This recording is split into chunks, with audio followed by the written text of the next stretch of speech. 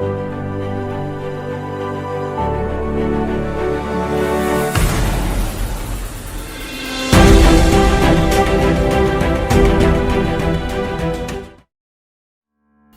రాష్ట్రంలోని అమృత్సర్లో ఉన్న international airport గురించి ఈ వీడియోలో తెలుసుకుందాం.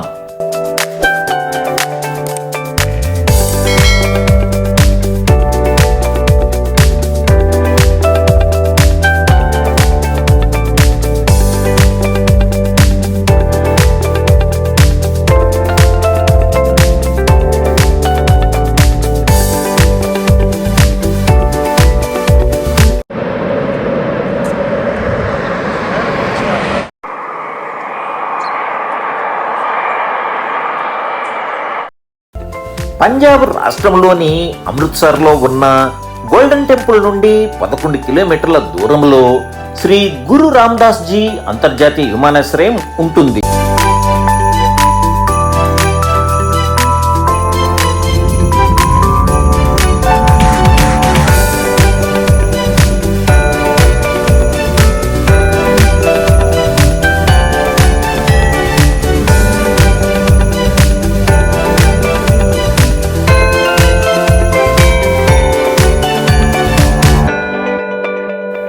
అమృత్సర్లోని ఈ ఎయిర్పోర్టుకు 4వ సిక్కు గురువు మరియు అమృత్సర్ నగర వ్యవస్థాపకులు అయిన శ్రీ గురు రామదాస్ పేరు పెట్టారు.